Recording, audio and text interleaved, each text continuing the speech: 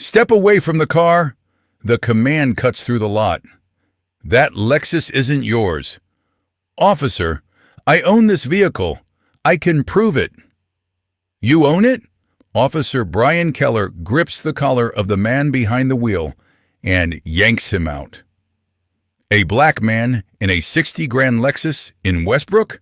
Don't play me. You boosted it. Marcus Reed lifts his hands, voice calm. Sir, if you check the registration, men like you always carry fake paperwork. Brian slams Marcus onto the hood. Seen this 100 times.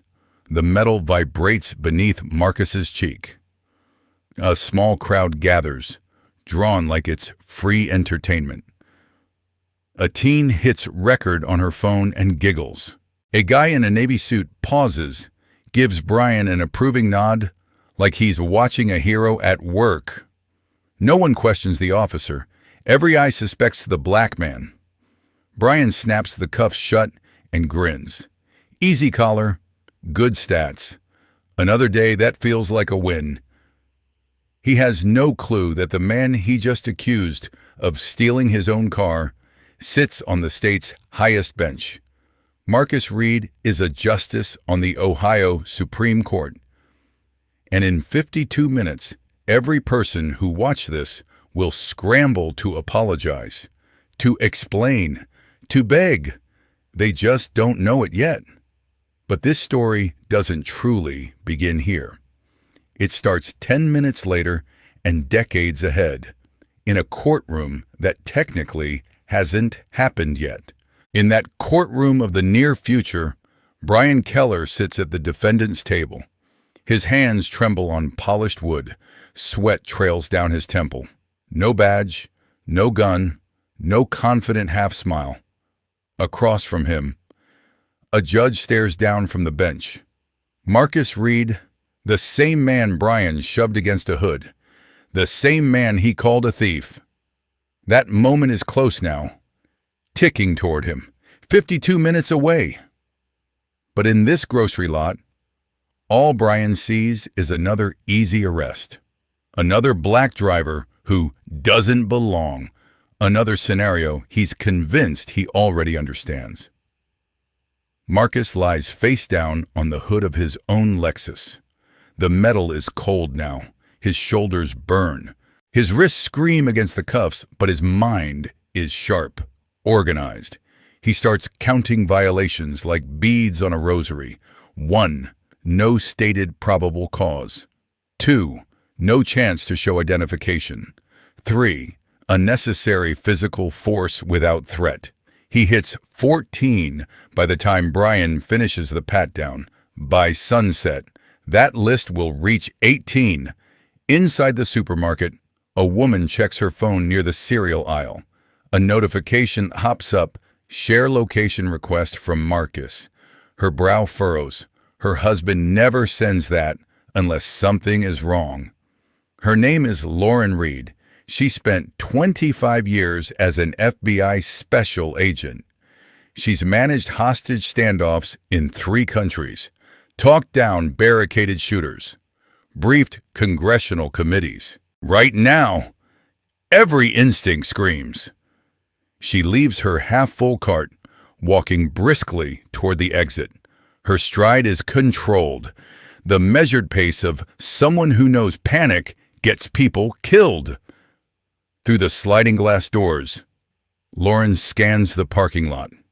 She sees the cluster of onlookers, the patrol car, the familiar Lexus, her husband handcuffed over the hood.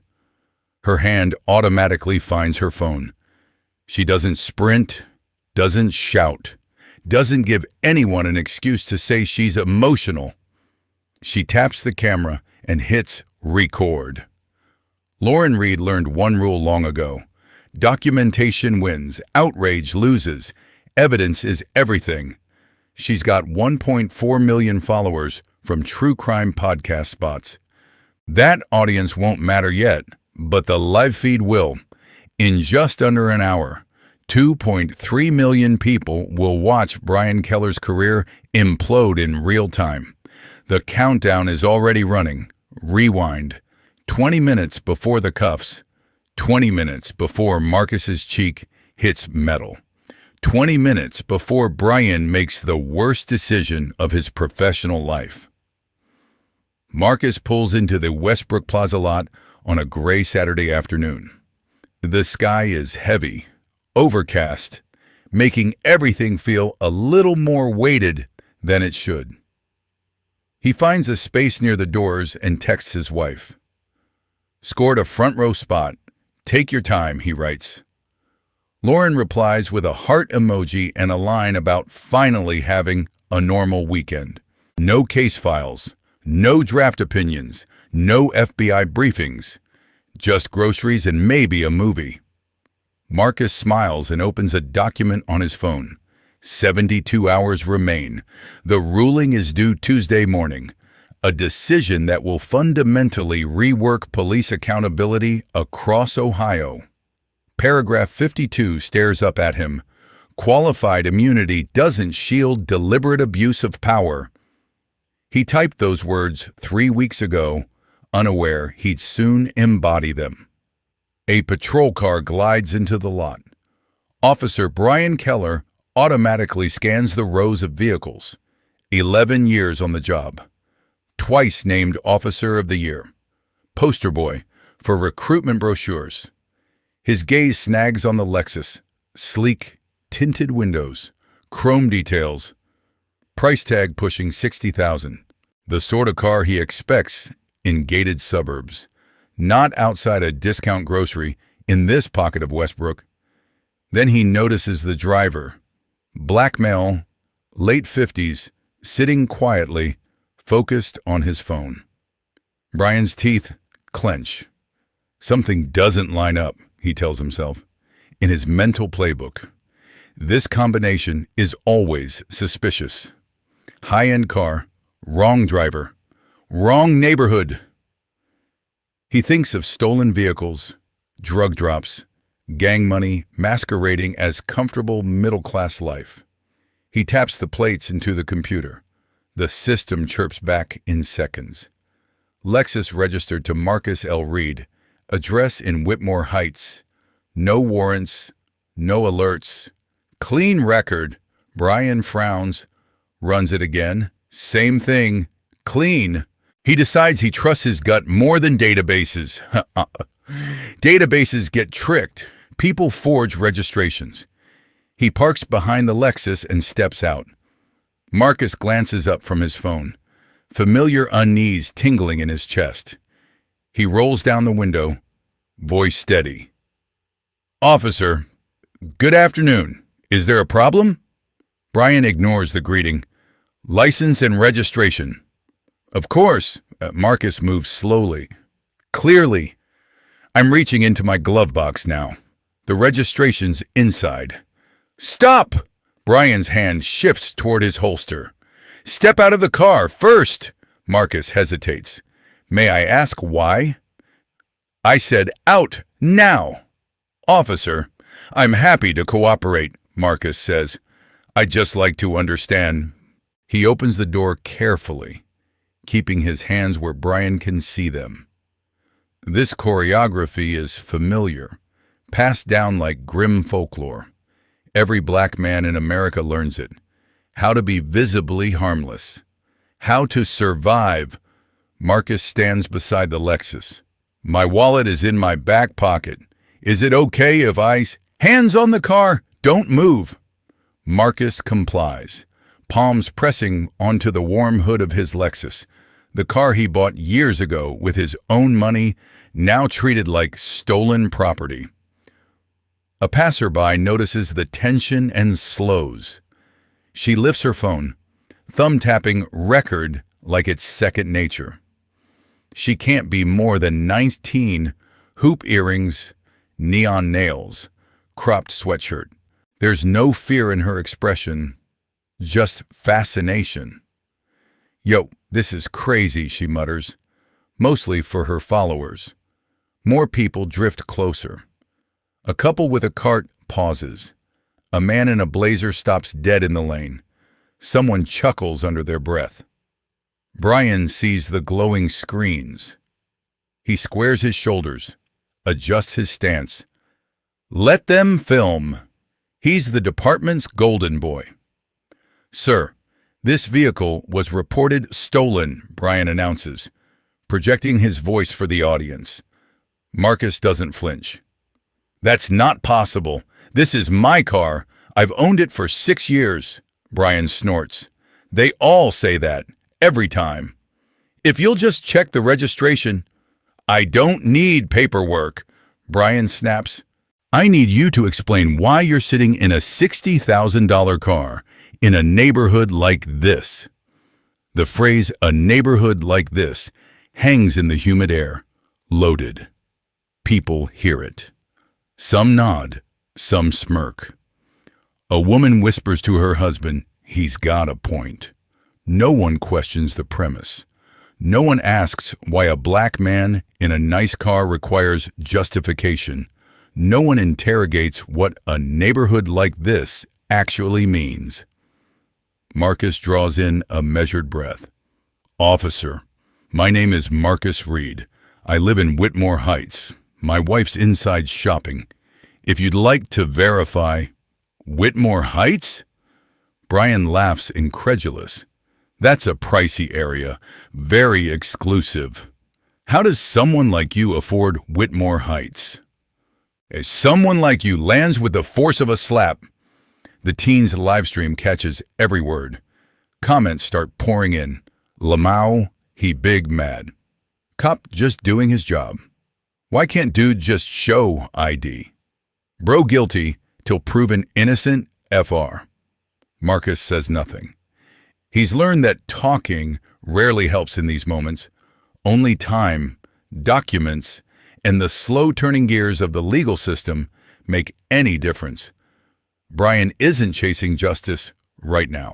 He's chasing validation, determined to be right. Turn around, hands behind your back, Brian orders. Officer, I haven't broken any law, Marcus replies. Resisting, Brian barks. That's what you're doing. He grabs Marcus's arm, twisting him around with unnecessary force.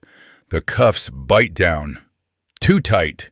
Metal digs into skin. Violation number 8. The crowd stares. Still spectators. The teen keeps filming, thrilled about the views. The businessman checks his watch, mildly annoyed at the delay. The couple murmurs, then resumes toward their car. An older woman pushes her cart past, glancing once at Marcus, once at Brian, then away. She's seen this before. In her mind, it's someone else's problem. Brian radios dispatch. 10:15 in progress. Westbrook Plaza. Black male. Late 50s. Possible stolen vehicle. Possible. Not confirmed. Not verified. But in Brian's worldview, possible has always been enough to justify escalation. He steers Marcus toward the cruiser. The back door swings open. The molded plastic seat waits. Marcus bends and slides inside. The door slams.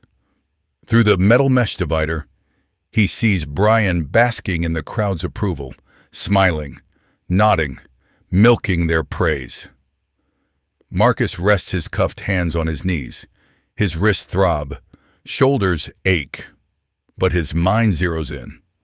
That draft opinion returns to him, paragraph 52 about accountability. He wrote that section before ever seeing this parking lot like this. Now he's living his own footnote. The cruiser smells like stale coffee and disinfectant, familiar institutional scents. Brian's body camera blinks red at his chest. Recording. Then the light dies. Brian flicks it off with practiced ease. Marcus notices. Violation number 15. Outside, life resumes its normal rhythm. The teen pockets her phone, already thinking about how to cut the clip for maximum drama. The businessman disappears inside. The grandmother loads her groceries. Nothing seems different, but inside the Westbrook police station, Fault lines are about to shift. The desk sergeant will type in a name, and a screen will lock. A phone call will be made, and a chain reaction will start. Detective Anthony Ruiz is upstairs in his cramped office, scanning case files. 8 citizen complaints against Brian Keller over 8 months. 8 stories of rough stops and ignored reports. He doesn't know it yet, but his phone is seconds away from buzzing. When he sees the name Marcus Reed, nothing will stay routine.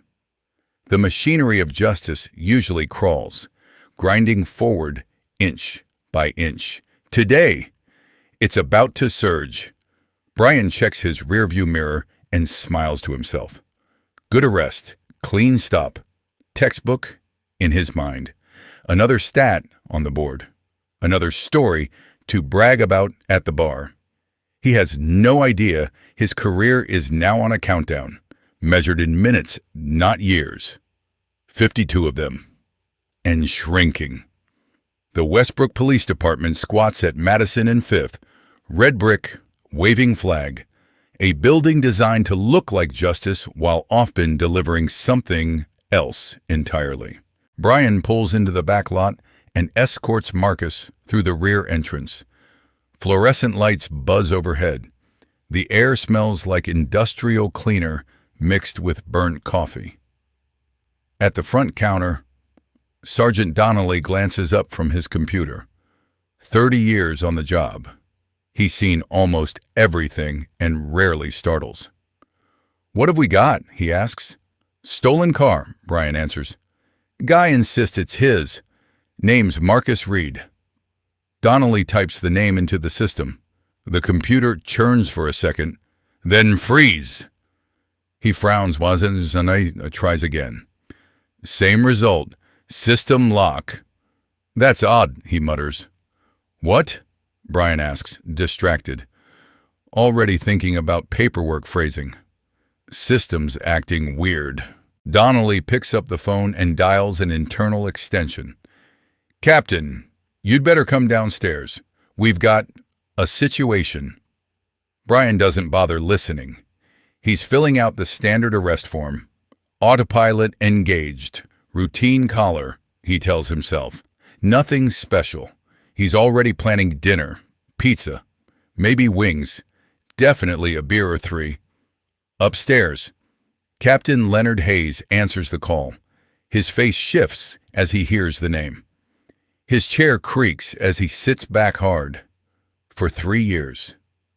Hayes has shielded Brian, deflecting complaints, massaging reports, quashing 2 internal reviews before they saw daylight. Brian is his pet project, his example of proactive policing, his proof that numbers matter. But the name Marcus Reed blows a hole straight through that narrative. Everyone in Ohio law enforcement knows that name. Hayes hangs up, stares at his desk, then grabs the phone again. This time, he dials Internal Affairs. Detective Ruiz answers on the second ring. Ruiz. "My office, now." No explanation. The call drops. Ruiz frowns at the deadline. Hayes never calls him directly. They function in different ecosystems. Hayes protects officers. Ruiz investigates them. Their worlds intersect only in emergencies. Ruiz grabs his jacket, a legal pad, and heads upstairs. Meanwhile, back at Westbrook Plaza, Lauren strides through the now familiar parking lot. Her grocery cart sits abandoned inside. Her phone still records, camera steady in her hand. She scans the spaces. The Lexus is parked where Marcus left it, but the driver's seat is empty. A police cruiser pulls away. She spots Marcus through the rear window, hands cuffed, head bowed. Her stomach twists, but years of training override panic. First, collect evidence, then react. She zooms the phone on the cruiser's plate and captures it in crisp detail. Then she flips to her contacts. 3 names, 3 rapid-fire messages. First to her attorney. "Emergency!" Marcus just arrested at Westbrook Plaza. Call ASAP. Second, to her podcast producer. Huge story developing. Need broadcast platform on standby. Third, to a reporter at the Washington Post. You'll want this. Call me immediately. Each message sends with a soft whoosh. 3 fuses, quietly lit. Lauren walks to the Lexus. Breathing in even counts. The way she was trained. She finds Marcus's phone on the asphalt, screen spider-webbed, but still glowing. On it, the draft opinion fills the display. Ohio Supreme Court, Police Accountability Decision. Lauren's jaw tightens. 72 hours until that ruling goes public. 72 hours until her husband's words redraw the lines around qualified immunity. Now he's in custody, treated like a common suspect. She photographs the phone exactly where it lies. Then she calls Anthony Ruiz. He picks up before the second ring. Lauren? They've taken Marcus, she says, a voice controlled but icy. Westbrook Plaza. Officer named Brian Keller made the stop. Silence crackles on the line. Keller? Ruiz finally asks. You've been tracking him 8 months, 8 complaints. I know your caseload. Don't ask how. How do you know that? I worked 25 years for the Bureau. Anthony, I know how to read systems and people, and I pay attention. Ruiz exhales slowly. Where are you? Heading to the station, she answers. I'm starting a live stream when I get there. Lauren, hold up. I have 2.3 million people who listen when I talk. By tonight, the country will know an Ohio Supreme Court justice was hauled off like a thief. Give me 20 minutes, Ruiz says. Let me get inside first. Let me manage this from the inside. Lauren weighs it. She trusts Ruiz. He's one of the rare ones who actually chases truth. 20 minutes, she agrees. Then the cameras go on. She ends the call. Inside the station, Ruiz stands in Captain Hayes' office. Door shut, blinds drawn. Hayes looks like he aged a decade in a quarter hour. It's Marcus Reed, Hayes says quietly. Justice Reed. Ruiz had already guessed, but hearing it confirmed changes things. Where is he now? Temporary holding. Keller's processing him. Processing him for what exactly? Ruiz asks. Plates came back clean. Cars registered in his name. Hayes massages his temples. Keller said it looked suspicious. Blackmail. High-end car. Sitting alone. Wrong part of town. That's not a crime, Captain, Ruiz says flatly. Hayes slams his palm on the desk. You think I don't know that? I do. Keller doesn't. Or maybe he doesn't care. Either way, we're here. We've got a Supreme Court justice in a holding cell. His wife is ex-FBI, and I guarantee at least a dozen phones caught this mess. Ruiz straightens. So what do you want from me? For a heartbeat, Hayes' mask slips. Fear, exhaustion, the dawning realization that he's been stacking cards on quicksand. Fix it. Make it disappear. Ruiz nods once, slow. I'll take care of it. He leaves the office. But he's got zero intention of burying anything. For 8 months, he's been quietly documenting Keller. 8 complainants. 8 families told their trauma didn't meet the threshold for action. Now he has a 9th case. And this time, the victim writes the rules everyone else follows. Ruiz pulls out his phone and types a code-laden text. Preserve all footage, body cams, dash cams, building cameras, full lock. Authorization, 7 alpha. The evidence preservation protocol snaps into place. Whatever Brian did today, some device recorded it. Ruiz intends to collect every second. The clock is running. 46 minutes left. Lauren doesn't rush her drive. She keeps her speed just under the limit, hands steady at 10 and 2. She's walked barefoot across hotter ground, Kabul rooftops, Bogota alleyways. She's negotiated with desperate men holding guns to strangers' heads. Compared to those days, this is a parking lot, a police station, her own husband in chains. Still, she feels the familiar edge sharpening her focus. She parks outside the station, engine ticking as it cools. Her phone rests in the dashboard mount, front camera pointed at her face. One tap, and she'll be live. She glances at the clock. Ruiz has 14 of his promised 20 minutes left. She keeps her word. But that doesn't mean she sits idle. She opens Twitter, 1.4 million followers. She types, "Something's happening in Westbrook. Stay tuned. Westbrook Justice." She hits send. She doesn't elaborate. The replies flood in instantly. Questions, concern, curiosity. She ignores them, letting suspense grow. Inside, Ruiz moves fast. He intercepts Brian in the hallway outside processing. "I'll take it from here," Ruiz says. Brian squints. "Take what?" At the read booking, captain's orders, Brian snorts. "Since when does Internal Affairs handle intake?" "Since today." Ruiz's tone leaves no room for debate. "Write your report. I'll handle the rest." Brian hesitates. The whole thing itches at him. But technically, Ruiz outranks him in matters like this. And Hayes' name is attached. "Fine," Brian mutters. "He's in interview 3. Knock yourself out." Brian strolls away, already unlocking his phone. Time to post something to Instagram. Another good arrest. Another self-branded story. He frames a photo of his cruiser, adds a caption. "Another one off the streets." Thin blue line.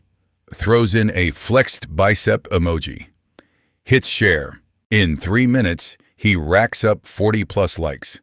By tomorrow, that same post will have over 43,000 comments, and almost none of them will be kind. Ruiz watches him disappear around the corner, then pushes into interview room 3. Marcus sits at a metal table, cuffs still cutting into his wrists, posture straight.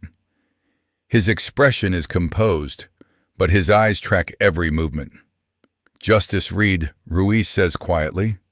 "I'm Detective Anthony Ruiz, Internal Affairs." Marcus studies him. "You've been investigating Keller for months," he replies. 8 complaints, if my memory's right." He doesn't ask how Ruiz knows his name. He already assumes that part. Ruiz pulls out the chair opposite. "Today makes 9, he says. And this time, he didn't just pick the wrong man. He picked the wrong world to step on." Ruiz lets the silence sit, giving Marcus space to breathe, to decide. The room hums with fluorescent light and faint plumbing noises from somewhere above. "Internal Affairs isn't usually invited this early," Marcus says, "which tells me your captain is scared." Ruiz's mouth twitches. "He should be. The moment your name hit our system, the software froze. Somebody upstairs realized what Keller dragged in." Marcus nods, unsurprised. "So what's your play? Detective?" Ruiz leans in. "My play? Finally stop pretending Keller is just a training issue." Marcus studies Ruiz's face, weighing sincerity against survival instinct.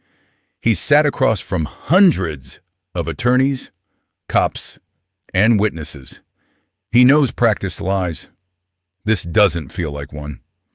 "You've had 8 chances to stop him," Marcus says. 8 families told policy was followed. Ruiz doesn't flinch. "You're right.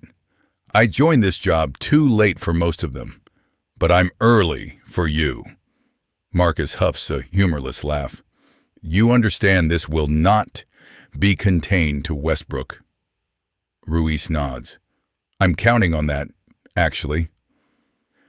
Downstairs, in the cramped break room, Two patrol officers scroll through their phones. They are catching the teenager's video on social media. The clip is only 40 seconds long, shaky and vertical, but the captions move fast. "Dude, that's Keller," one whispers. "He turned off his cam again." The other shrugs, uneasy. He always does. Nothing ever happens. A third officer walks in, sees the screen, and quietly backs out. None of them hit share. None of them report it. Their silence is another line item in Keller's unofficial file. In the parking lot, Lauren refreshes her notifications. Her vague tweet has already spawned the hashtag Westbrook Justice. True crime fans, activists, and trolls pile into the thread, speculating wildly. She knows this online storm could spin out of control, but storms have uses. Pressure changes things. She checks the time. Ruiz's 20 minutes are almost halfway gone. She opens her camera app and frames the station behind her. Just testing angles. Not yet, she reminds herself. Give the honest cop a chance to move first. On the third floor, Captain Hayes paces his office, like a man measuring the size of his own grave. A framed commendation hangs crooked on the wall, a knocked askew when he slammed his fist down earlier.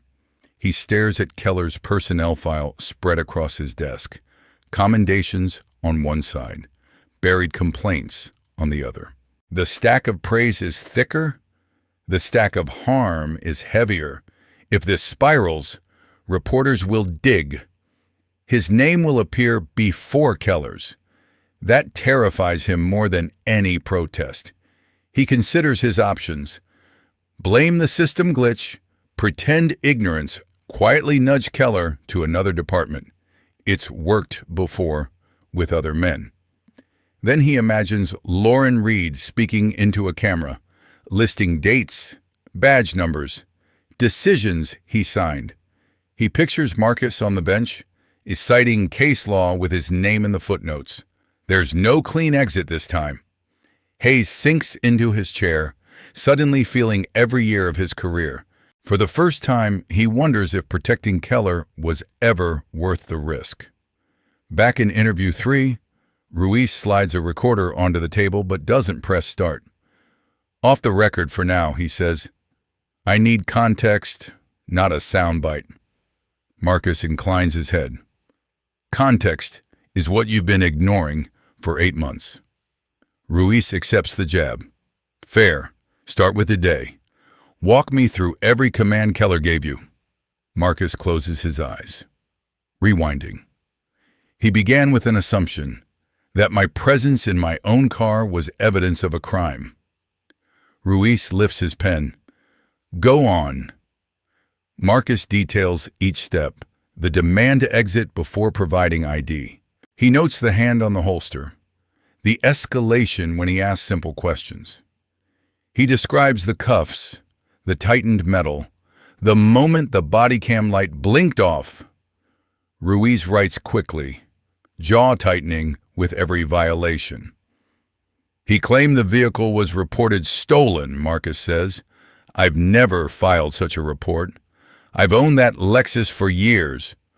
Ruiz underlines a phrase on his legal pad, fabricated basis for stop. We'll pull dispatch audio to confirm exactly what he said. Lauren checks the time again. Ruiz has 9 minutes left. Her phone buzzes, a text from her attorney. "En route. Do not speak to anyone without me present." Another from her producer. "We can push a live episode through every platform if you give us 30 minutes notice." She thumbs a quick reply. "Stand by. This will be big." She notices 2 squad cars pulling into the lot, officers glancing nervously at her parked sedan. She meets their eyes through the windshield, unblinking, daring anyone to tell her to leave. Inside, Ruiz's preserved footage order hits the IT department. A young tech named Malik watches the request populate on his screen. Eyebrows shooting up at the authorization code. He taps into storage, seeing Keller's body cam stream, the dash cam feed, plus external cameras from Westbrook Plaza. Several files are tagged with recent manual interruptions, abrupt endings that shouldn't exist. "You've been a busy man," Keller, Malik murmurs. He routes full copies to a secure internal server tied directly to internal affairs, adding an encrypted backup only he can access. Back at the front desk, Sergeant Donnelly watches the lobby monitor. Civilians come and go, paying tickets, asking questions, complaining about noise. The usual. Then he spots Lauren crossing the sidewalk, phone in hand, eyes sharp. He's seen her on TV panels and podcast promos, talking about forensic timelines and federal cases. He mutters, "Hell," under his breath. When high-profile people show up with cameras, nothing stays inside the building. He buzzes Ruiz on the internal line. "Your justice's wife just walked through the front door." Ruiz glances at Marcus. "Your wife is here." Marcus's expression doesn't change, but a small tension releases in his shoulders. "Then you're about to run out of quiet options, detective?" Ruiz nods. "I never expected quiet, but I did ask her for 20 minutes. I intend to use every second." He stands. "I'm going to bring in your attorney and make sure you're released before Keller can fabricate anything else. In the meantime, if you remember additional details, I want them on the record, officially, this time." Lauren steps up to the reception window. "I'm here about my husband, Justice Marcus Reed," she says, voice level, but icy. The civilian clerk blinks, clearly recognizing the name. Donnelly appears before the clerk can stumble through a response.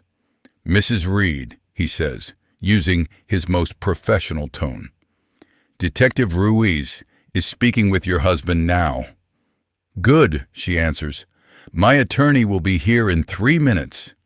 Until then, I'd like to wait where I can see who goes in and out of that hallway." Donnelly hesitates, then gestures to a bank of chairs with a clear view of the secured doors. He knows better than to pick a fight with someone who understands chain of custody rules better than half the department. Lauren sits, props her phone on her knee, camera angled low, but recording everything, and badges, nameplates, the clock on the wall. She doesn't speak to the camera yet. Silent footage is still evidence. A young officer walks by, recognizes her from a podcast thumbnail, and promptly decides to take his coffee break somewhere far away. Upstairs, Hayes stares at a muted news channel on his office TV. A ticker at the bottom talks about unrelated unrest in another city, but he knows how quickly national attention can pivot. One viral clip, one outrage thread, and Westbrook becomes the next headline. He digs out his phone, scrolling contacts until he finds Keller's number. His thumb hovers. Calling now would tip Keller off, give him time to coordinate a story. Not calling leaves him exposed if Keller panics alone. Every option feels like a mistake. He lowers the phone without dialing. For once, Hayes chooses inaction. Maybe Ruiz can actually clean this without dragging him under. Maybe, he tells himself. This can still be written as a misunderstanding, swiftly corrected. He almost believes it. Then an email pings on his computer. Subject, evidence preservation, priority. The attached report lists Keller's videos, flagged manual shutoffs, and the new directive tying all of it to internal affairs. Hayes feels his mouth go dry. This isn't going away. It's already turning into a case file. Bates. In interview 3, Ruiz finally clicks the recorder on. For the record, he says, reciting the case number, time, and names. This is a preliminary statement from Justice Marcus Leonard Reed regarding an investigative stop conducted by Officer Brian Keller. Marcus repeats his name and position, voice steady. Ruiz asks him to restate what he told him off the record. The story doesn't change. Same sequence, same wording, same measured tone. Ruiz notes that. People who lie usually embellish when they know the tape is rolling. As Marcus speaks, Ruiz mentally maps his words onto the video files Malik is pulling. He imagines the moment Keller's cam clicks off, then corresponding footage from a parking lot camera capturing everything anyway. Did Officer Keller ever inform you that you were under arrest? Ruiz asks.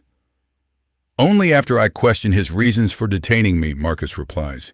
He labeled my questions resistance. Ruiz writes that down verbatim. This is more than one bad judgment call. It's a pattern, a script Keller's likely used on people without Marcus's platform. Lauren's attorney, a sharp-eyed woman named Denise Hall, strides into the lobby, blazer still marked with faint wrinkles from being grabbed on short notice. Lauren stands to meet her. They've got Marcus with internal affairs, she says quietly. Keller's the arresting officer. Denise's jaw tightens. Of course he is. They approach Donnelly together. Denise flashes her bar card. I want immediate access to my client, and I want every moment of his detention logged, including when the arresting officer turned his body camera off. Donnelly swallows. I'll notify Ruiz. Brian, meanwhile, sits in the locker room, scrolling his phone. He is basking in the early dopamine of likes and comments on his Instagram post. A few fellow officers have dropped supportive emojis, shields, flags, flexed arms. He stretches, picturing the debrief later where he'll spin the stop as proactive policing. His thumb pauses on a notification he almost misses, a tagged repost of the teen's video, now gaining traction under Westbrook justice. Whatever, he mutters, convincing himself it's just noise. He pockets his phone, arrogantly certain the department will protect him again. He doesn't notice that the comments under his own post are starting to shift. Amid the praise, questions appear. Is this the same stop as the viral video? Why'd your body cam cut out? Someone drops a screenshot of Marcus's official portrait from the court's website. The similarity is unmistakable. A small knot of dread forms in Brian's stomach, but he shoves it down. He tells himself the internet always overreacts. It's just another storm he can ignore until it passes, like all the others. By morning, that post will hold tens of thousands of comments, and almost none of them will be kind. But right now, Brian walks down the hallway toward his sergeant's office. He is rehearsing a version of events that paints him as cautious, justified, misunderstood. He strides past interview 3 without glancing inside. If he did, he'd see Marcus seated calmly at the table, Denise at his side, Ruiz across from them. Officer Keller's career isn't on pause, Ruiz says, pen poised. It's on review. Marcus folds his hands. Then let's begin. 8 that I can prove, Ruiz says quietly. Odds are there are more. Marcus nods. There's about to be a 9th. Ruiz sits opposite him, elbows on the table.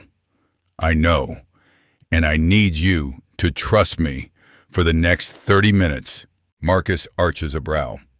Why would I? Ruiz pulls out his phone, tilts the screen. Evidence preservation order, authorization code, timestamps. Because I've waited 3 years for someone Keller couldn't intimidate. Someone the machine couldn't brush aside. Ruiz leans in. You're that person, Justice Reed.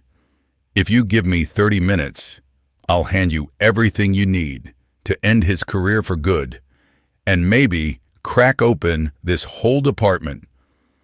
Marcus considers him. 20 years on the appellate bench taught him how to read faces, pick out lies, separate nerves from manipulation. Ruiz is rattled, but he isn't faking. 30 minutes, Marcus says finally. Hey, then my wife goes, live. That's all I'm asking, Ruiz replies, standing. Ruiz reaches the doorway, pauses with his hand on the knob. For what it's worth, he says, not quite turning around, I'm sorry this happened to you. It never should have happened to anyone. Marcus studies him. I know, Ruiz adds, voice heavier now. That's why I took this job instead of a cushy desk. He steps out, the door clicking shut behind him. Marcus sits alone under buzzing fluorescent light. The surveillance camera in the corner blinks quietly. An unblinking witness Keller never bothered to notice. 38 minutes left on the unseen clock. The door swings open again. Officer Brian Keller strides into interview room 3 by himself. No partner, no supervisor, just him and the black man he blames for ruining his perfect afternoon. He drops a manila folder on the table and slumps into the opposite chair. The legs scrape loudly against linoleum. All right, he says, flipping open the folder. It's empty, a stage prop. Let's keep this simple. Where'd you get the car? Marcus's tone stays even. I'd like you to state the specific charges. Brian snorts. How about auto theft, possession of stolen property, resisting a lawful arrest? Hey, I didn't resist anything, Marcus replies. You were uncooperative. Same thing. Marcus inhales slowly, tamping down the anger. I'd like to speak with an attorney. Brian leans back, smirking. You watch too many cop shows. This is just a chat. 2 guys clearing things up. Then I'm free to walk out, Marcus says. Sit down, Brian orders. Am I being detained? Marcus asks. The smirk falters. What do you think? I think, Marcus answers, you're required to clearly state my status. That isn't my opinion. That's Reed v. Franklin, 2019. Silence. Brian squints. You some kind of lawyer or something? Marcus doesn't respond, letting the question float unanswered. Outside the room, behind one-way glass, Lieutenant Anthony Ruiz stands with his phone up, recording. Audio clean, video steady. This isn't paperwork. This is insurance against disappearing files. Ruiz has seen how these situations rot from the inside, how footage vanishes, how statements get clarified, how victims become aggressors on paper, not this time in the room. Brian shifts in his chair. Marcus's steady composure throws him off. Most people crumble here. They sweat, ramble, apologize for things they never did, just to make it end. This man doesn't flinch. Let me explain something, Brian says, leaning forward. I've worn this badge 11 years, commendations, medals, twice Officer of the Year. You know what that means? It means you learned how to put on a show, Marcus replies. Brian's face reddens. Excuse me? Commendations measure how well you toe the line, not how well you serve the public, Marcus says, calm as ice. Awards track office politics, not justice. Being Officer of the Year proves the system likes you. It doesn't prove you're competent. The air chills. Brian shoots to his feet. Chair tipping. Who the hell do you think you are? Marcus doesn't move. Someone who understands the law better than you do. You don't know a damn thing about me, Brian snaps. Marcus meets his glare. I know you ran my plates twice. I know they came back clean both times. I know you arrested me without probable cause, denied me any chance to present identification, and never properly advised me of the charges. I know you used unnecessary force during a compliance stop. I know you manually shut off your body camera twice today. Brian goes rigid. That's 15 violations, Marcus continues evenly. We're at 16 now, since you entered alone without a supervisor. You're bluffing, Brian mutters. Reed v. Franklin, Nash v. Dayton, Harper v. State, Marcus says, letting the names drop like stones. Know what those decisions share? Brian opens his mouth, produces nothing. I authored them, Marcus finishes. The words hit like a punch. Brian stumbles back a step. You what? I wrote the opinions, Nash in 2018, Reed in 2019, Harper in 2021. Marcus rises slowly. My name is Marcus Leonard Reed, Associate Justice, Ohio Supreme Court. The color drains from Brian's face until he looks almost translucent. And in 72 hours, Marcus continues, I'll file a decision on police accountability, a ruling aimed squarely at this exact brand of misconduct. He straightens his shoulders, flexing his cuffed wrists. I plan to base it exclusively on statistics and transcripts. Now, I'll draw from first-hand experience. Brian lunges for the door, panic finally visible. You might want to call your union rep, Marcus says mildly. You'll be needing one. Brian barrels into the hallway, slamming the door behind him. On the other side of the glass, Ruiz lowers his phone, heart pounding. He's captured everything, every word, every admission, every second of Brian Keller realizing the ground has vanished beneath him. Ruiz saves the recording, duplicates it, emails a copy to a secure personal archive. Only then does he step into the interview room. That was something, he says. Marcus rolls his shoulders, the cuffs now unlocked. That was inevitable, he answers. Is my wife still here? In the lobby, Ruiz says. She's been waiting. How long? 18 minutes. Marcus nods once. Then we've got 12 before she starts broadcasting. Ruiz glances toward the ceiling camera, the one Brian never bothered to acknowledge.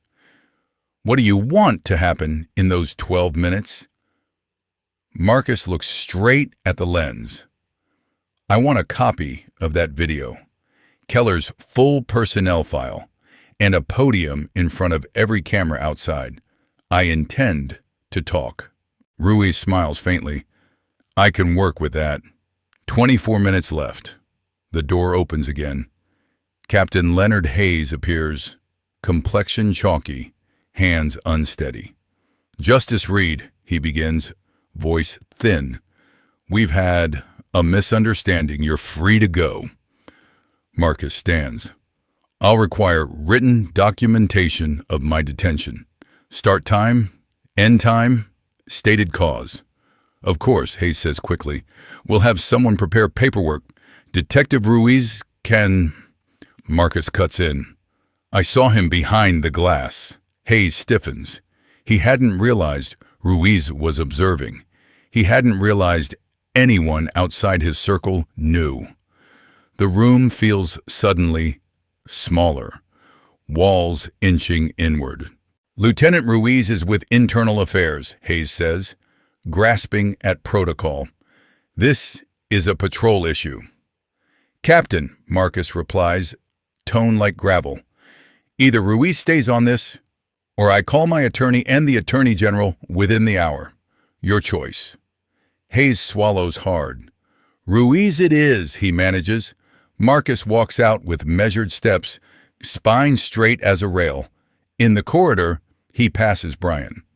The officer presses himself flat to the wall, unable to lift his eyes. Marcus doesn't slow, doesn't speak. He doesn't have to. The power dynamic has already flipped. At the front desk, Lauren waits, phone still recording at her side. The moment she spots Marcus, their eyes lock. She doesn't rush forward, doesn't burst into tears or fling herself into his arms. She just gives a single, sharp nod. He mirrors it. 20+ years together makes words optional. Marcus reaches her and stops. Just for a beat. He exhales for what feels like the first time in an hour. His shoulders loosen. He gently massages the red grooves circling his wrists. Angry welts ring the skin, bruises in progress. Lauren quietly photographs each mark from multiple angles. Evidence, she murmurs. Always, Marcus answers. She glances at the timer on her screen. 3 minutes, she says. Then I go live. Hold up, Marcus replies, taking her free hand. Let's do this correctly. Together, outside. The media's already set up, she warns. I know, he says, squeezing her fingers. That's exactly what I want. They turn toward the exit, walking side by side. The desk sergeant watches them pass with something like awe and dread. Officers lining the hallway instinctively move aside, forming a narrow path. No one speaks. The glass doors hiss open, and daylight pours in, bright and unforgiving.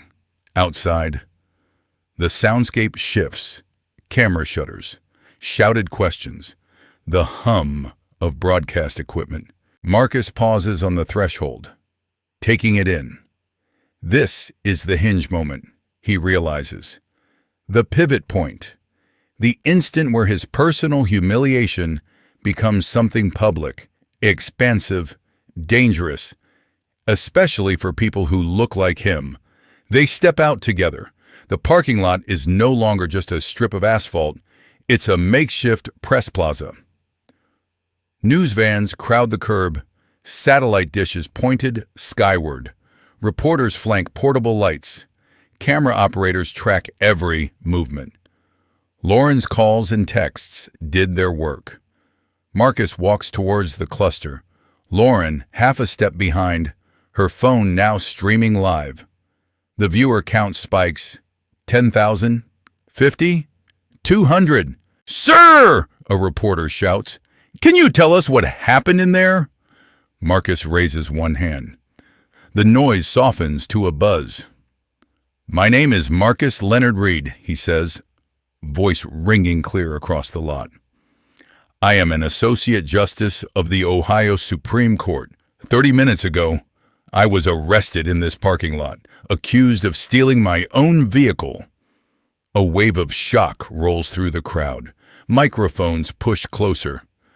I was waiting for my wife, he continues. She was inside buying groceries. I sat in my car reading a draft court opinion. I was not committing any crime. He lets that hang. Heavy. Officer Brian Keller approached my vehicle, Marcus says. He did not request identification. He did not explain the reason for the stop. Instead, he told me, quote, a black man in a $60,000 car? You stole it. The murmurs grow louder, more jagged. He dragged me out of my car, Marcus continues. He slammed me against the hood. He cuffed me without probable cause. He referred to me as your kind. He insisted my documents were fake. He called me a thief before he ever saw my name. Marcus lifts his arms, turning his wrists outward. The red bands are visible even to the cameras at the rear. He did all of this while a crowd watched, he says. Teenagers filming and laughing, adults nodding their approval. Not one person in that lot asked if I was all right. Not one voice challenged the officer. He lowers his arms slowly. I am not telling you this to solicit pity. I'm telling you because I am fortunate. I have power, resources, a platform. I have a wife who spent 25 years as a federal agent, he adds, gesturing to Lauren. I have colleagues who return my calls. People will listen to me. Lauren steps closer, turning her camera so both their faces fill the frame. The live viewer count ticks past 1 million. My name is Lauren Reed, she says.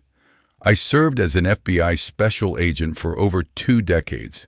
When I walked out of that store and saw my husband in cuffs, I did what I was trained to do. I documented everything, Lauren continues. She lifts her phone slightly. This live feed has been rolling for nearly half an hour. Right now, more than 1.8 million of you are watching. She lowers it again.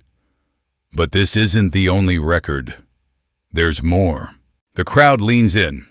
This is retired Special Agent Lauren Reed formally requesting immediate release of all body camera footage related to Officer Brian Keller's detention of my husband.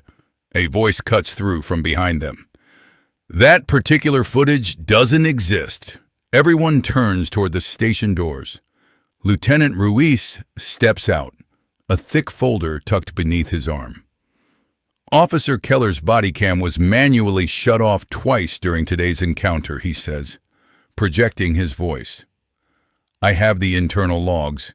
Deactivations at 3:42 p.m. and 4:01 p.m. Each manual shutoff violates department policy. Each is grounds for discipline up to termination. Marcus flashes briefly on Brian's Instagram post. Another one off the streets. That narrative is dying in real time. Ruiz opens the folder. I've spent the last 6 months investigating Officer Keller, Ruiz says. During that time, I've tracked 8 prior complaints, allegations of excessive force, racially biased stops, civil rights violations. He lifts a stack of forms so cameras can see the case numbers.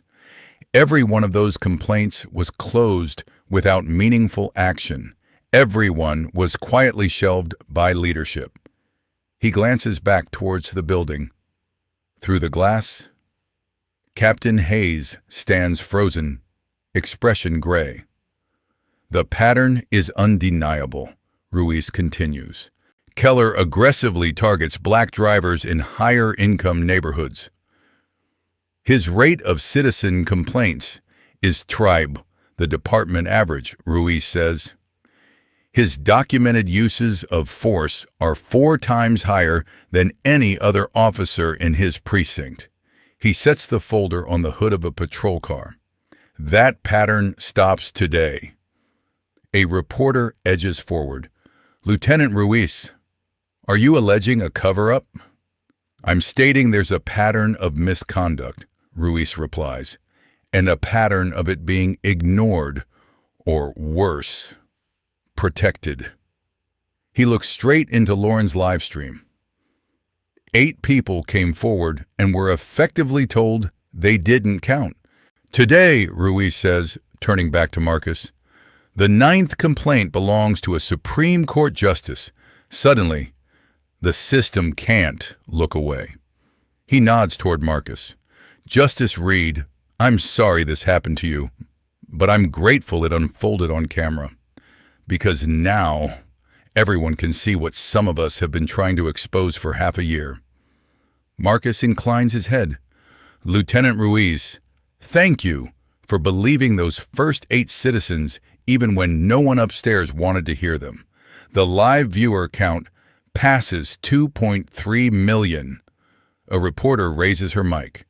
Justice Reed, isn't it true you're currently drafting an opinion on police accountability? Marcus draws a slow breath. Yes, I'm authoring a ruling that will significantly alter how police accountability functions in Ohio. That opinion is scheduled for release in 72 hours. He pauses, letting the timeline sink in. I intended to rely solely on precedent and data, he says. Now, I'll also rely on what happened to me in that parking lot, on the lived reality behind those statistics. Another reporter pushes forward. Can you share what the ruling will say? I can't preview the full opinion, Marcus answers, but I can tell you this. Qualified immunity will not shield deliberate misconduct. When officers weaponize their authority against the people they're sworn to protect, the law must answer clearly, firmly, without apology. He fixes his eyes on the cameras. I was targeted because I'm black, because I drive an expensive car, because someone decided I didn't belong in this zip code. That's not policing. That's prejudice. He sweeps a hand toward the gathered crowd, and beyond them, the watching timeline on phones across the country. Here's what Officer Keller didn't understand, Marcus continues. Here's what none of them understood. He pulls his wallet from his pocket, flips it open, and holds up his ID for the nearby cameras. I'm not just a black man in a Lexus. I'm an Associate Justice of the Ohio Supreme Court. I've served on the bench for 12 years. I've authored more than 300 opinions. He slides the wallet away. But that shouldn't matter. My profession shouldn't determine whether I'm treated like a citizen or a suspect. The law is supposed to protect everyone equally. If it only truly shields judges, senators, celebrities, then it's failing everyone else. Lauren steps closer until their shoulders touch, fingers lacing together. My husband could have ended that stop in 30 seconds, she says. He could have announced his title in the first sentence. She glances sideways at him. Why didn't you? Marcus is quiet for a beat, choosing his words. Because the man 3 cars behind me might not be a judge, he says. The woman Keller pulls over next week might not have a former federal agent for a spouse. The teenager he stops next month might not know a single lawyer. He shakes his head. If my safety depends on dropping my title, then the system is already broken. I stayed silent so the ugliness would reveal itself honestly, without shortcuts. My silence, Marcus continues, expose the reality of how black people are treated when there are no titles involved. He concludes, just skin color and assumptions. He looks straight into Lauren's lens.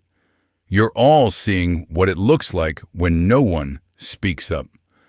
When crowds watch and treat someone's humiliation like a show.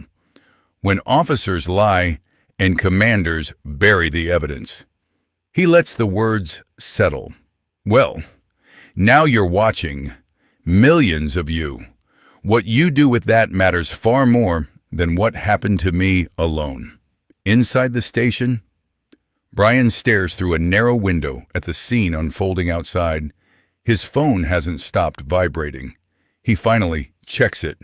His Instagram post has racked up over 50,000 comments. Heart emojis have been buried under skulls, firestorms, and demands for his badge. Not a single supportive message breaks through the avalanche of outrage. The door behind him opens. Captain Hayes walks in, looking drained. Keller, he says quietly. Badge and service weapon. Now. Captain, I swear, I didn't know who he was, Brian blurts. That's exactly the point, Hayes replies, extending his hand. You never know. You never stop to ask. Brian's fingers tremble as he unclips the badge he's worn for over a decade. 9+ years of praise. Plaques. And good job, kid moments. Reduced to a small hunk of metal. The badge leaves his chest. The familiar weight disappears, replaced by a hollow ache. He sets it in Hayes' palm, then unholsters his gun. Administrative leave, Sade, Hayes says. Pending full investigation. Don't leave town. Brian nods numbly. Words clog his throat. Useless. The badge clinks onto Hayes' desk with a sound that seems louder than it should be, echoing down the hallway. Outside, the press conference rolls on. Inside this narrow corridor, a career collapses in slow motion. Brian Keller, twice celebrated as Officer of the Year, stands alone. No colleagues clap his shoulder. No one whispers that it'll blow over. Deep down, he knows it won't. 72 hours later, the Ohio Supreme Court building rises against a dull, slate-colored sky. White columns frame the entrance, stone steps worn by generations of lawyers and litigants. This is where language becomes law. Marcus strides through the revolving doors in his black robes, footsteps echoing beneath the high dome. He passes portraits of former justices, climbs the familiar stairs, and enters his chambers. On his desk waits the final draft. 342 pages of legal reasoning, and one new, brutally honest footnote. The added line reads, "Recent events have personally underscored the urgency of this opinion." Its author has experienced the conduct described herein. 14 understated words. Future courts will quote them in hundreds of decisions. Marcus takes a pen, signs the last page with a steady hand. The ruling is complete. By noon, it's officially released. By dinner time, it leads national broadcasts. Screens flash the key sentence again and again. Qualified immunity cannot shield willful misconduct. When officers weaponize authority against citizens, the law must respond. The language reverberates across the country. In Westbrook, ripples turn into waves. Formal charges hit Brian Keller's doorstep.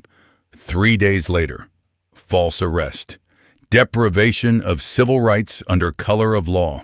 Prosecutors add tampering with evidence for the body cam shutdowns. Federal prosecutors layer on their own counts. Sentencing guidelines suggest 3 to 8 years. His attorney urges a plea. Brian refuses. He insists on trial, convinced a jury will understand. He will get his day in court, but under circumstances he never imagined. 2 weeks after the ruling, Captain Hayes resigns. The official letter cites family priorities and health concerns. The reality is brutal. Those 8 buried complaint files now sit on a federal investigator's desk. Each page a quiet indictment. His pension is frozen until the inquiry resolves. He packs framed photos and thinning files into cardboard boxes on a Sunday morning when the building is nearly empty. No farewell party, no speeches, just the sound of tape squeaking over cardboard and the hum of the vending machine. Ruiz, on the other hand, is promoted to lieutenant and appointed head of internal affairs. His 6-month Keller investigation becomes a blueprint, passed around at conferences. Departments from other states request his protocols for evidence preservation and complaint tracking. Law schools ask him to guest lecture about accountability. He turns down most invitations, telling them he has more pressing work. He looks toward dozens of other files that suddenly look a lot less ignorable in light of Marcus's ruling. He's not interested in fame. He wants leverage. Officer Sarah Davis, the young backup who hesitated in the lot that day, submits transfer papers. She moves into community policing, takes on extra hours mentoring younger recruits. She volunteers to help vet use of force reports. "I knew something was wrong in that parking lot," she tells a local reporter once. "I knew, and I stayed quiet," she swallows. "I don't get to erase that, but I do get to change what I do next." Her mentorship program graduates 40-plus officers in its first year. The teenager who filmed the original arrest shuts down her social accounts after the video explodes beyond anything she expected. The flood of attention is intoxicating and terrifying. The guilt is worse. She remembers laughing. Months later, she quietly enrolls in a criminal justice program at the community college, telling her advisor she wants to work somewhere she can actually help instead of just film. The man in the luxury sedan who drove away that day donates anonymously to a civil rights group. It doesn't scratch his shame. The older woman who pushed her cart past Marcus without stopping sits at her kitchen table one night. Her hands are wrapped around a mug of cold tea. She writes a letter to the local paper. "I saw something wrong," she confesses. "I said nothing because I was scared. That was cowardice, not caution." She vows that if she ever witnesses a scene like that again, she will speak up, step in, call someone, anything but walk away. The letter spreads online, shared by strangers who see themselves in her regret. As for the Reeds, they sit on their front porch one quiet Tuesday evening. The sky is painted in bands of orange and gold. The neighborhood wrapped in that soft hush between dinner and nightfall. Lauren cradles a glass of wine. Marcus's hand rests over hers. "You could have told him," she says softly, right there beside the Lexus. "I'm a Supreme Court justice." One sentence, and it would have stopped. Marcus watches the sun slide lower, saying nothing at first. "That's exactly why I didn't," he answers at last. Lauren tilts her head. "If I have to announce my title just to be treated like a human being," Marcus says, "then the system is already broken beyond repair. The law isn't supposed to be a VIP pass. It's supposed to belong to everyone standing on that asphalt." He squeezed her hand. My silence made the bias visible. It showed how quickly I became a suspect when all I was black and breathing. "The footage shows the rest," he continues. "It shows a crowd watching and chuckling. It shows an officer lying, a command staff scrambling to protect him, 8 previous victims written off like footnotes." Lauren nods slowly. "And if you weren't a judge," she asks, "if I weren't ex-FBI, if we were just some middle-aged couple from nowhere?" Marcus's jaw hardens. "Then most likely," he says, "no one would have listened." That's the heart of it. That's what the opinion tried to address. "I write rulings because words can pry open systems," Marcus says.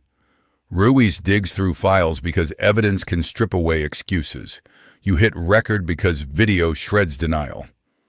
He turns to her, expression tired but fierce.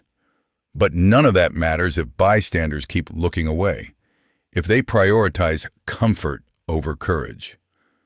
Lauren rests her head on his shoulder.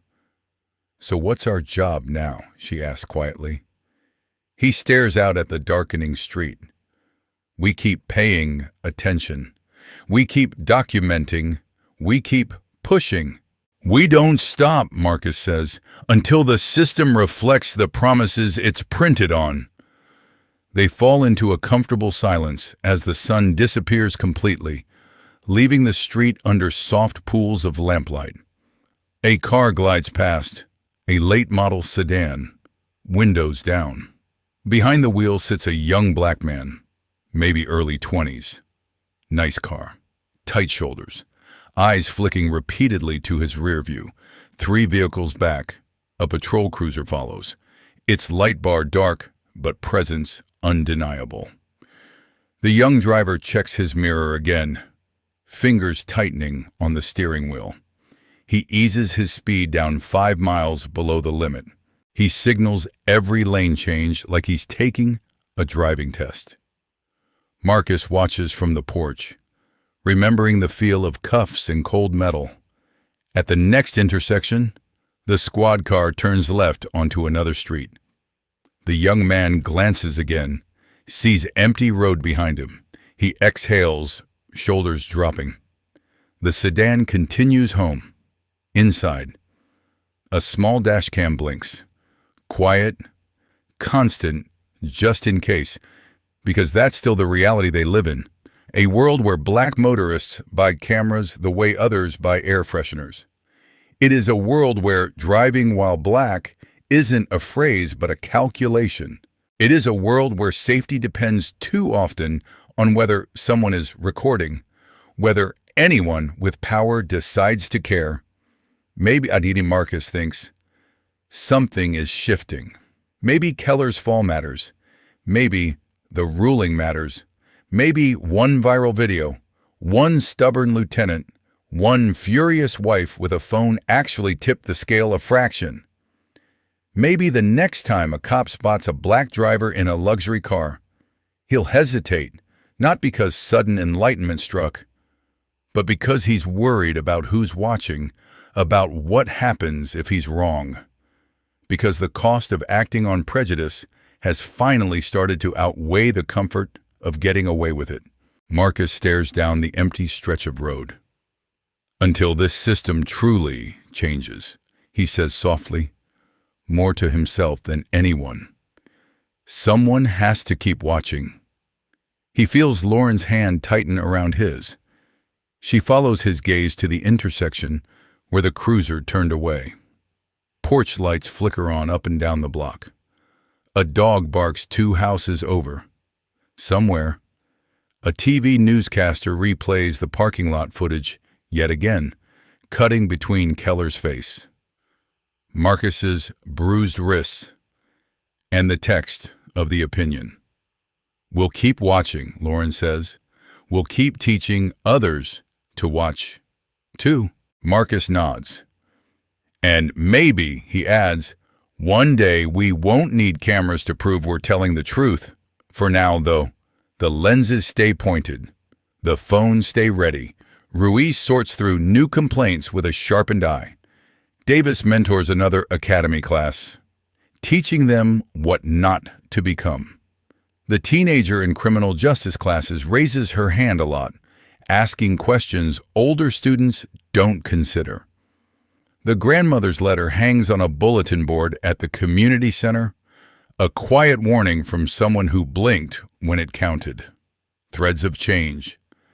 Fragile but there, weaving through a system that resists every stitch.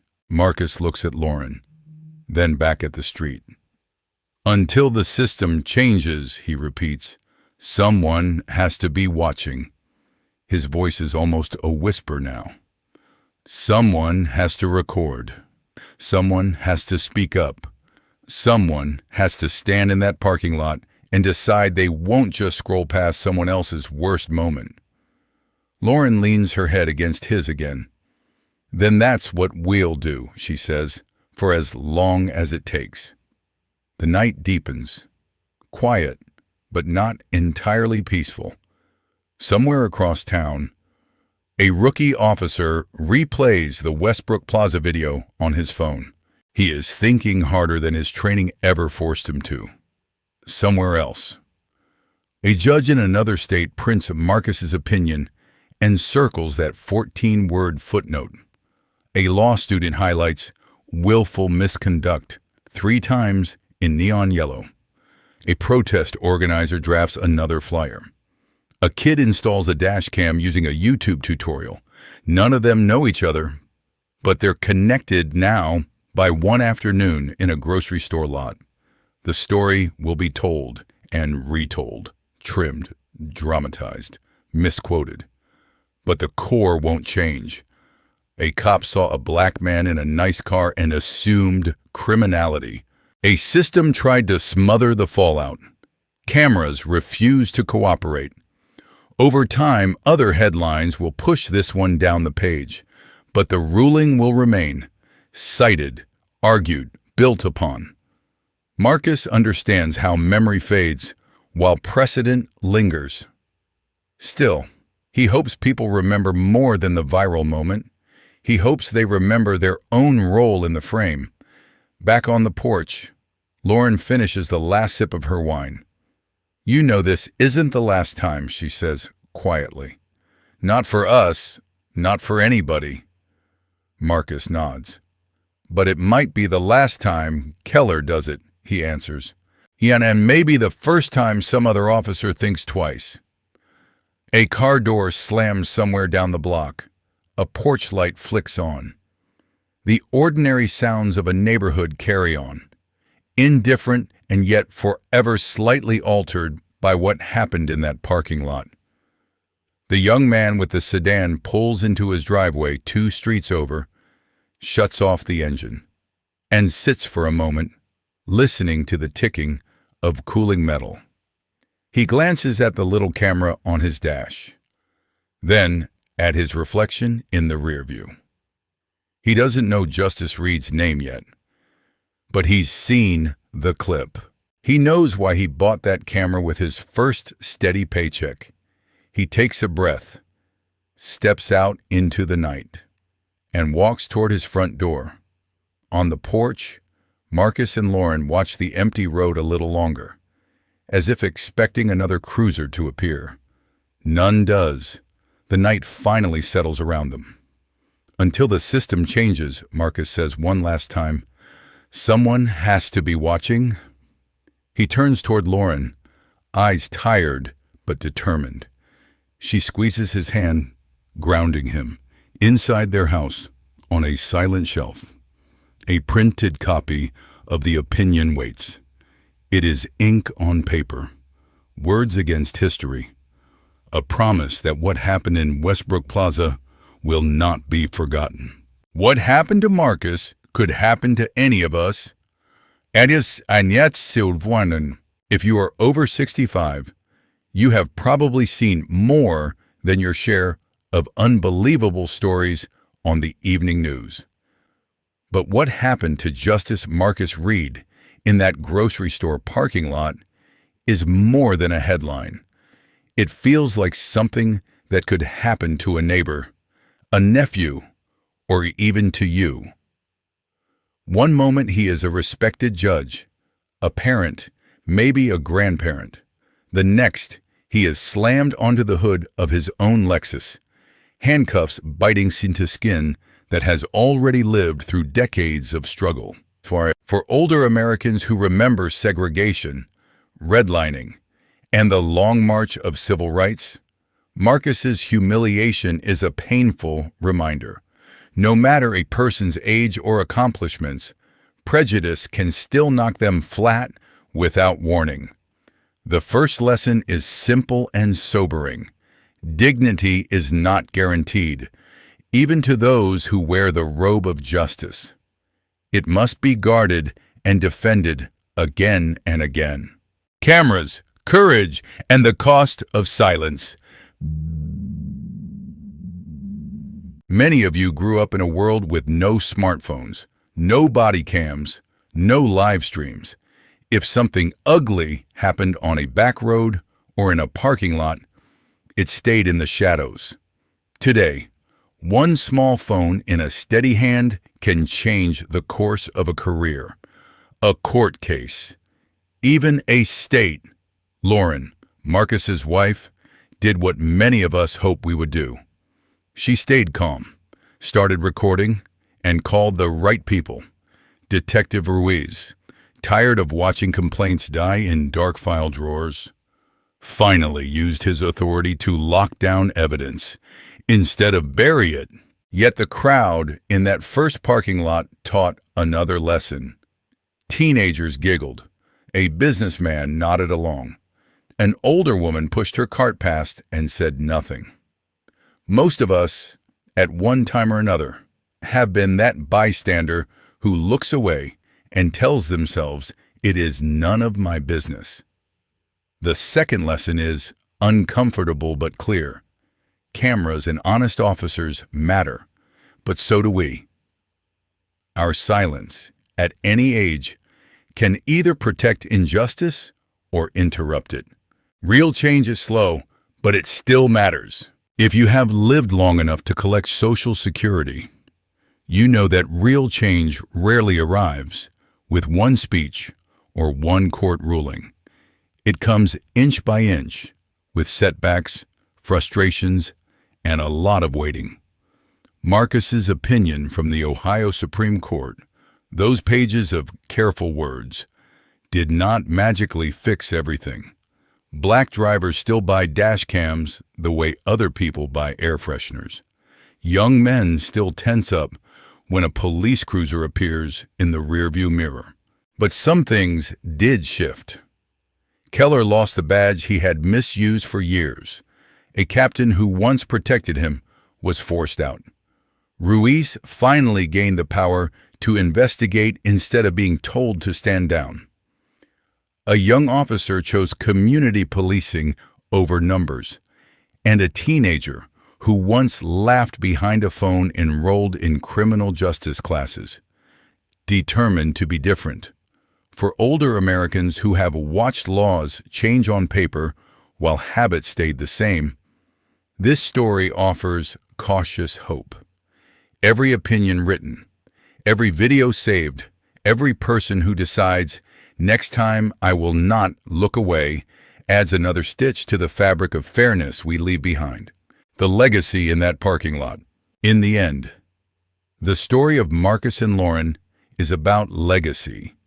Many of you now measure life less by promotions and more by what you leave your children and grandchildren. The question is not just, will I be safe if I say my title? But will the young man in the sedan 2 blocks away be safe with no title at all? The parking lot, the courtroom, the porch at dusk. These are all stages where ordinary people and elders like you decide whether to stay quiet or to pay attention. The lesson for those over 65 is both heavy and hopeful. Your voice, your memory, and your willingness to bear witness still matters in the America your family will pass on. Friends, after hearing about Justice Marcus Reed, his wife Lauren, and the hard lessons from that parking lot, I'd love to hear from you. Have you ever witnessed a moment that felt wrong, but stayed silent or found the courage to speak up? What do you think ordinary people our age can realistically do when we see someone treated unfairly? Please share your thoughts and stories in the comments. And if this message speaks to you, don't forget to like the video, subscribe to the channel, and share it so more people can join this conversation.